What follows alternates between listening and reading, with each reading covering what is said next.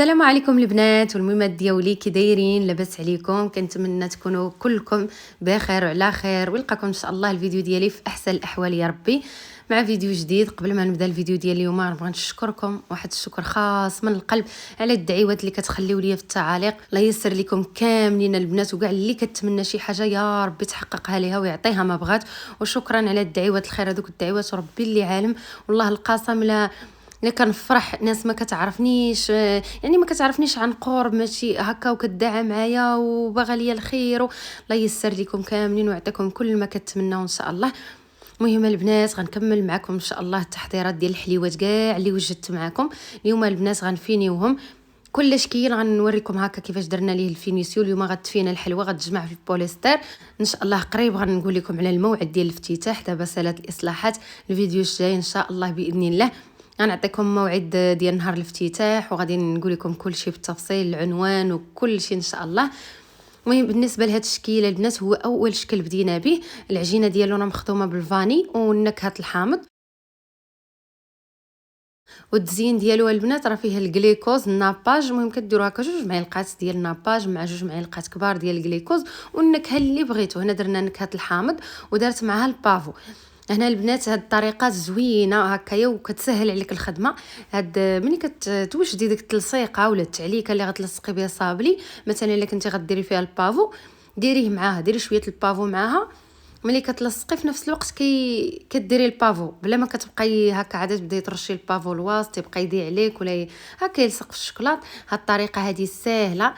المهم غنساليو هاد الشكل. راه معنا العوين، ماشي غير انا والحلاويه، راه كاينه دابا انا والحلاويه ولوستي ومعايا حتى بنت خالي. المهم راكم عارفين الفينيسيو كتشد شويه اليد وكتبغي العوين. هذا الشكل البنات ديال الحامضه هكا كيجي صراحه الشكل ديالو رائع. حتى المذاق، الناس اللي كيعجبهم المذاق ديال الحامض كيجي لذيذ بزاف. وعرفتوا البنات الصابلي اللي مخدوم بالزبده البواطه راه لا علاقه مع الصابلي ديال المارغرين، كتجي فيه واحد اللذه كيجي بنين. المهم اي وحده بغات تخدم صابلي لدارها تخدمو بالزبده لابريري ديال البواطه، راه كيجي واعر. المهم هذا الشكل الثاني البنات ديال الكاكاو والقهوه. هنايا التلصيقه درنا فيها الجليكوز الناباج والنكهه ديال القهوه، تلصقوا بها مع الشكلاط البنات راه وجدناه البارح، راه شاركت معكم الطريقه كيفاش كتوجد الشكلاط. كيجي ساهل في التوجاد ديالو. كنلصقوا الشكلاط ابيض مع الصابلي بهاد التلصيقه هذه ديال بالنكهه ديال القهوه، وكنديروا داك العقيق. كديروا العقيق اللي بغيتو. هاد البنات هاد العقيق ولا على شكل زريعه، كيجي الشكل ديالو زوين. خديناه في الدوغي وفي لارجونطي، في النحاسي وفي داك الابيض. النص هكا درناه بالنحاسي والنص درناه بالبيض، كيعطي منظر واعر البنات. هذا صابلي اللي اخر شكل درناه اللي مزين بالفرامبواز. وهذا صابلي البنات ديال الناطا اللي درناه بالناطا والفاني. هنايا خلطه التلصيقه ديال الليمون. المهم كديروا اي نكهه بغيتو، غير هو الليمون الفرامبواز الحامض. هاد النكهات كيجيو زوينين. حتى القهوه هكا اللي كيبغي المذاق ديال الكاكاو والقهوه حتى هو كيجي واعر. المهم هذا التزيين ديالو حتى هو البنات ساهل. ندهنوا ليه الوجه ديالو بالتلصيقه بالنكهه ديال الليمون صافي. وهذيك الحفيره الوسط ديال المربع كديروا فيها سوريزه هكايا. النص كديروه بسوريزه حمراء، وهكا السوريزه كتقسموها من النص، كديروا غير النص ديالها صافي. وكدوزو في الكاوكاو ايفيلي محمر. صراحه كيجي المنظر ديالو واعر هذا الشكل هذا المربع. المهم كتبغي اللي بغيتو اللوز ايفيلي ولا هكا. اللي درنا اللوز ايفيلي غيتقام شويه غالي، من الاحسن كديروا كاوكاو ايفيلي كيتقام لكم رخيص، وحتى هو كيجي المنظر ديالو زوين. عرفتوا البنات راه يعني في الشوفه راه ما تفرقوش بينه وبين اللوز ايفيلي، غير هو المذاق بطبيعه الحال راه باين المذاق ديال الكاوكاو من المذاق ديال اللوز. مهم غادي نكملوا هذا الشكل هذا بنفس الطريقه. اليوم البنات غيتفيناو الشكيلات كاملين وغيتجمعوا في بلاستيك وبوليستر بس صافي ان شاء الله. حتى غادي نمشيو نحطوهم ان شاء الله في المحل. المهم انا غادا ندير بلاطويات. في الاول غادا ندير غير بلاطويات لانني كنت بغيت ناخذ واحد البواطات ترونسبارون اللي كتجمع فيهم الحلوى، ما لقيتهمش. المهم دابا عليا ما هكا ما ناخذهم ولا ما نصاوبهم، كاين اللي كيصاوبهم. غادا ندير غير الحلوى غير في بلاطويات. المهم البنات البوليستر كتاخذوا هاد الميكه هذه، ديك الميكه اللي كيجمعوا بها هكا الطباصل ملي في العراسات كيعمروا هكا الطباصل بالحلوى وكيجمعوهم بواحد البلاستيكه كتكون قاصحه. هذيك البنات هي اللي استعملنا. كتفرشوها هكا البوليستر. بعد البوليستر البنات راه مسحتها بالخل ضروري. خديناها مسحناها بالخل. كاين اللي كيغسل، انا صراحه قلت هكا عقمتها مزيان بالخل واصلا ما غنحطش نيشان عليها الحلوى كيف ما شفتوا، راه ما غاديش تحط عليها نهائيا الحلوى نيشان، غير فوق البلاستيكات صافي. وغنبداو دابا نستفوا الحليوات ديالنا. الحلوى اللي تفينات غادا تستف في البوليستر كيف ما قلت لكم، وهاد البلاستيكات هادو راهم واعرين البنات قاصحين وكيحافظوا لكم على الحلوى، كتبقى يعني واخا تبقى في البوليستر كتبقى مزيانه. المهم كل شكل غادي نستفوه في جهه. هذا الشكل البنات ديال السوريزه استفناه هنايا، ديال الحامضه استفناه تحت منه. المهم الحامضه، المهم كتبقاو تفرقوا ما بين كل طبقه وطبقه بالبلاستيك. في الاول كديروا هذيك البلاستيك القاصحه، من بعد كتبقاو تفرقوا بيناتهم بالبلاستيك عاديه. هاد الشكل هذا البنات ديال الاوفال اللي درناه بالناطه، حتى هو غادي نديروا ليه النكهه ديال الليمون، غنزينوه بكاوكاو كونكاسي، كاوكاو مهرمش. وهذيك العجينه ديال الشوكولاط اللي شاركت معكم البارحه البنات، حتى هي كديروها في ديك الطابع ديال الوريضه وكتزينوا بها، كيجي راقي الشكل ديالو، كيجي انيق البنات كيف ما شفتوا، وكيجي المذاق رائع. وحتى العجينه ديال الشوكولاط راه كيجي المذاق ديالها لذيذ، فيها المذاق ديال الشوكولاط. المهم غنكملوا هذا الشكل هذا. غادي ندوزو البنات نزينوا حلوه النيغريتا ولا حلوه ديال الكاوكاو اللي شاركت معكم حتى هي.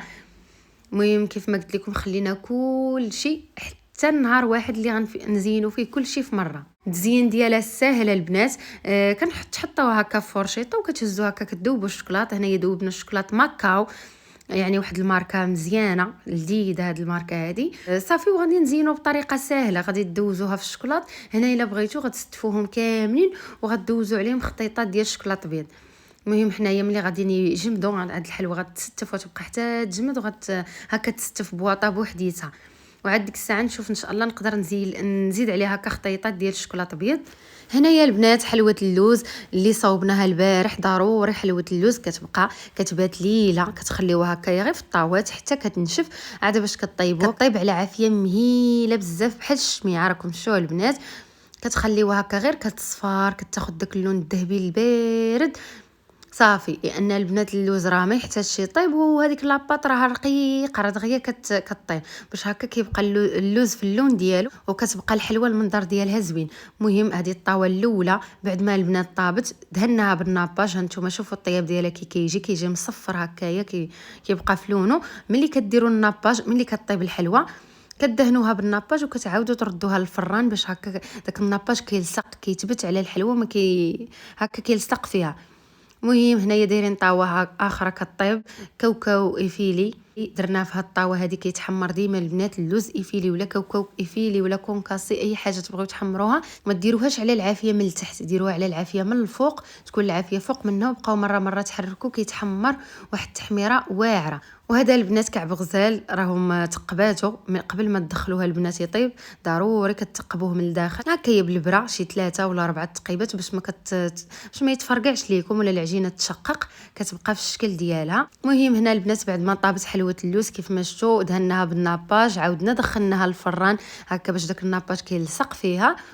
وهنايا غادي نزينوها هذيك لاباط ديال الشوكولات اللي وجدت معكم البارح، هي اللي كنزينو بها. كيجي هاد الحليوات واعرين البنات، غير وجدوها هكا واخا تكونوا دايرين هكا حليوات غير ليكم للدار، وجدوا واخا غير رابعه ديال الشوكولات كتجي زوينه، كتعطي واحد المنظر رائع. حتى الوليدات الصغار يحماقوا عليها. فيها غير المذاق ديال الشوكولات، بالخصوص البنات درتوها بالشوكولات كحل مع ما كديروش فيها كاع الالوان، كتبقى في المذاق ديال الشوكولات كحل كتجي رائعه. المهم درنا واحد الشكل بالشوكولات كحل دابا نشاركو معكم. المهم بنفس الطريقه البنات هاد الوريدات هادو اللي على شكل الثومه كنديروا ليهم وريده من الفوق هكايا خضراء بالنكهه ديال البيستاج. وهاد الحلوه هذه اللي درناها بالطابع الطابوري، داك الطابع تيقولوا ليه الطابوري البنات ولا اي طابع كديروا به.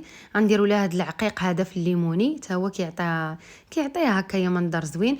المهم الزيان راه كيبقى اختياري، هادو غير افكار ولا اقتراحات اللي زينا بهم حنايا. المهم حلوه اللوز حتى هي البنات جمعناها في بوليستر بوحديتها حتى يفرشنا ليها البنات البلاستيكه، وكل شكل عزلناه بوحديته. هنايا البنات باقا عندنا العقده ديال اللوز، زدنا هذا الشكل هذا ديال حلوه اللوز. المهم العجينه ديال حلوه اللوز راني شاركتها معكم البارح، غير هي هذه لوناها بالكاكاو، يعني كتنقصوا كميه الطحين وكتزيدوا الكاكاو باش كتجيكم في هذا اللون هذا، ونفس الطريقه تخدمات غير هي هكا جات هكايا كحله باش كتعطي منظر زوين. هاد الحليوه البنات سميتها حلوه البسطام، كيجي الشكل ديالها بحال البسطام كديروا حريبلات ديال اللوز كيف ما شفتوا، وكتقطعوها هي بقطعه دائريه فيها سنينات في الجناب وكتشكلوها. صافي دخلناها حتى هي طابت، وكتزينوها بشكل عادي. هذوك البيض اللوز اللي كيبقى من الفوق بيض كدهنوه بالناباج والجليكوز، وكديروا عليه اللوز مهرمش ولا اللوز كونكاسي، كيجي رائع التشكيل هذا. هرسنا به اللوينات لان اغلبيه اللوينات في اللوز درناهم بيضين، وواحد اللي درناه بالنكهه ديال الليمون، هذا درناه هكايا بالكاكاو باش هكا كيجيو شكيلات مختلفين على بعضياتهم.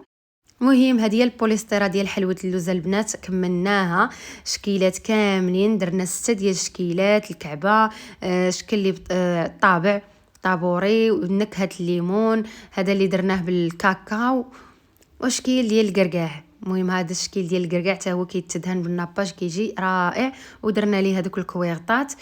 مهم جمعنا البوليستيرا ديال حلوه اللوز. هنايا البنات بقى لينا واحد الشكل ديال الصابلي غادي نزينوه دابا. المهم هذه البنات عجينه ديال الشوكولات كحل، الشوكولات بحال نفس الطريقه ديال الشوكولات بيض، غير هي هذه الشوكولات كحل هي ما كتلونش لان صافي اللون كحل ما غيشد فيه حتى لون، غير هي الشوكولات بيض كتحكمي فيها كديري فيها اي لون بغيتي.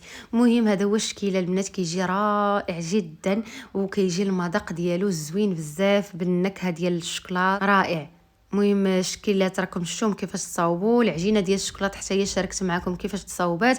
بالنسبه لهاد الزواقه هذه كتسرحوا العجينه ديال الشوكولات وكتبقاو تطبعوا فيها هكا بهذا الطابع هذا ديال الوريضه، وكتقطعوها بشي قطعه دائريه في نفس القطعه اللي قطعتوا بها الصابلي. فاش طيبتوه كتقطعوا بها هذيك الدوائر ديال عجينه الشوكولات، كديروهم من الفوق وكديروا لهم شي بابيو ولا شي زواقه. هاد التشكيله البنات كيتخدم بحال الشكالات اللي كيتخدموا ديال الحليوات ديال الزياده ولا ديال السبوع ولا دوك الحليوات اللي كيتخدموا هكايا ديال اللي كيتخدموا بهم البيفيات، بحال هذا الشكل هذا كيتخدموا.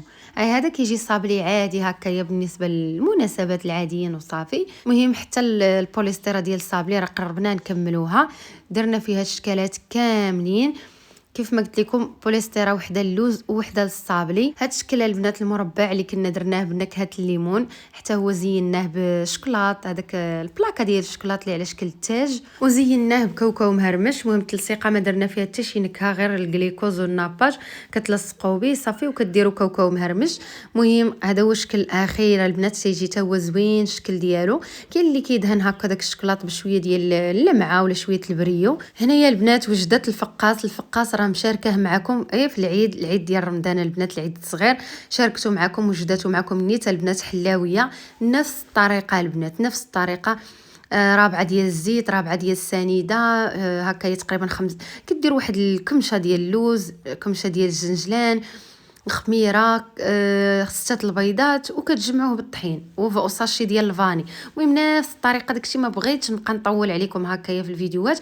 اللي بغات هكايا شي مبتدئه بغات الفقاص يعني بتفاصيل ممله، غنخلي ليها الرابط ديالو تحت من هذا الفيديو في صندوق الوصف، لان وجدته بنفس الطريقه.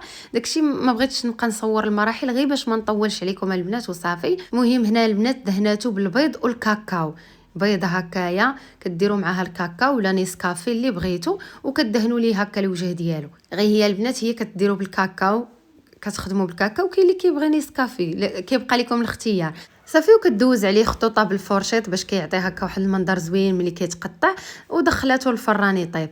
هنا البنات غريبه البهله، حتى هي طريقتها ساهله البنات. كديروا رابعه ديال الزبده، رابعه ديال السكر سنيده. هنايا البنات راه الخميره اللي دارت تقريبا غديروا 3 الساشيات ديال خميره الحلوى ولا 2. هي المهم دارت 3 المعالق صغار ديال خميره الحلوى، معلقه صغيره ديال القرفه، هنا كيلو ديال الطحين كيلو كامل، وقبيصه الملحه. صافي البنات كتجمعوها، وساشيت الفاني، المهم كتنسموها بالفاني. دارت 100 غرام ديال اللوز و100 غرام ديال الزنجلان صافي، وكتجمعها بالزيت. المهم راكم عارفين الطريقه ديال الغريبه البهله. صافي غادي ترملها مزيان، كتخدم الزبده مع الطحين مع الزنجلان، اللوز البنات مطحون. اللوز كتهرمشوه هكايا كطحنوه واحد شويه صافي، وكتجمعوها بالزيت. الزيت القياس انا غنوريكم كيفاش خاصها تكون. هنا البنات دايره الزيت غادي تجمع به تقريبا رابعه ديال الزيت ولا 300 غرام ديال الزيت كيجمعها لكم. هذا القياس هذا ديال كيلو الطحين ما بين رابعه و 300 غرام غيجمعها لكم. صافي غتبقاو تمعكوها، هي كتبغي شويه دليك كتبقاو تدلكوها مزيان هكايا حتى كتجمع لكم. المهم هي راه ما كتجمعش كامله، ما كتزيتوش مزيان، غنوريكم الطريقه كيفاش. المهم غير الجهد اللي كتهزوها هكا تجمعوها بيديكم وكتجمع لكم. المهم البنات بهذا الشكل هذا كتبقاو تدلكوها، كتبغي دليك شويه هكايا باش تنسجم مزيان. وهي البنات السر ديالها انها خاصها تبات. المهم الحلاويه ما غتشكلهاش دابا، غادي تخدمها غتجمعها وغتخليها في الثلاجه حتى لغدا ان شاء الله، عاد غتشكلها كويرات وغادي ديرها في الفران طيب. بالنسبه للطياب ديالها راه معروفه البنات، كديروها عليها العافيه من الفوق هو الاول حتى كتشقق، عاد باش كتطلعوها الفوق تحمر من التحت. وهكايا ما كتجمعش، ما كتجمعوهاش كاع، كتبقى مرمله. غير الجهد اللي كتجهزوا شويه بيديكم وكيتجمع ليكم ولا يتشكل لكم هكايا كويره صافي. وكتحبسوا الزيت كيف ما قلت لكم، هي تقريبا هزات ليها 300 غرام ديال الزيت. صافي هنايا جمعتها في بلاستيكه غتخليها في الثلاجه حتى لغدا ان شاء الله، وعاد باش غتشكلها. صافي البوليستيرا ديال الصابلي حتى هي البنات كملات جمعات كامله، غطيناها بالبلاستيك وغادا تسد دابا ان شاء الله حتى غنديها للمحل. صابلي كامل تجمع كامل تفينا وتقاد، درنا ما بين كل طبقه وطبقه بلاستيك هكايا. مهم هنا غيسالي الفيديو ديالي معكم البنات. الحمد لله الحليوات ديالنا كاملين وجدوا، بقات غير غريبه والفقاس ان شاء الله غدا الفقاس عاد يتقطع وغريبه غدا طيب. هادو هما الشكالات اللي بقاو شي حوايج انا غدا نديرهم. مهم هانتوما البنات معانا في داكشي كاع اللي كندير راه كنشاركو معكم. خليت لكم راحه الله ونتلاقاو فيديو الجاي ان شاء الله.